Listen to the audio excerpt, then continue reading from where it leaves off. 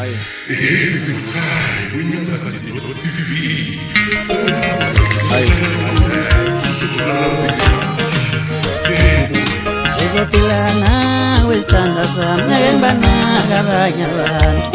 Kuludu awungangena mina ngomvamo ngoba bafowethu sanibonani bafethu ngiyanomukela kwinyadi no TV siteshi esihamba phambili esinezinyanga ezintathu sakhiwe kodwa sesinama subscribers awu-851 ezinyangeni ezintathu. Ngiyayibonga la bafethu isupport yenu bafethu endlela eningixhasa ngakhona nikhomenta lapha noma amanye amakhomenti ebuye engithuke kwesinye isikhathi ngiyakujabulela lokho kodwa kukhombisa ukukhula kumina. Bafethu ake nginilethele indaba zosuku ngingalokhu ngidla ngengevu kakhulu.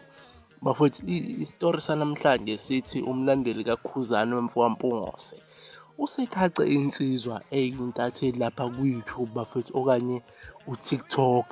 Uyintatheli kwindawo eziwu-2 i-YouTube no-TikTok. Semkhace ngenhlamba lapha nizoyizwela nje record ngenxa ukuthi ngeke sibaveze bona ubuso nobuso ngenxa ukuthi sivikela bona. Kusasa kuzogxekwa mina kuthiwa ngifake le video wathi wara yebo izinto ey'kanjalo. Sicela nibukele bafethu le video, nibukele bafethu niqede ngoba le nsizwa iyakhuluma lapha nizoyizwa bese bafethu ni-share lapho ukuphawula kwenu lapha kuma-comment section. And futhi uma uqala ukuyibona le channel sacela ucofoze ibutton elibhalwe subscribe uzuzoma ngokuqala ukuthola iy'ndaba kule channel.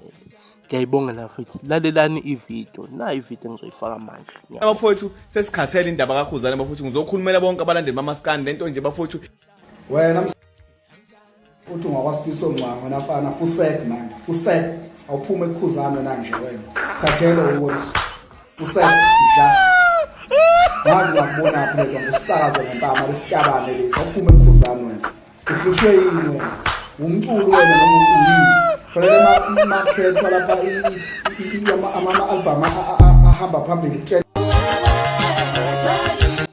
Ayike ngiyathemba bafethu nizile bafethu okwenu ukusubscribe ni-like ni-share ukuze nizothola amavidiyo amasha. Ngiyayibongela.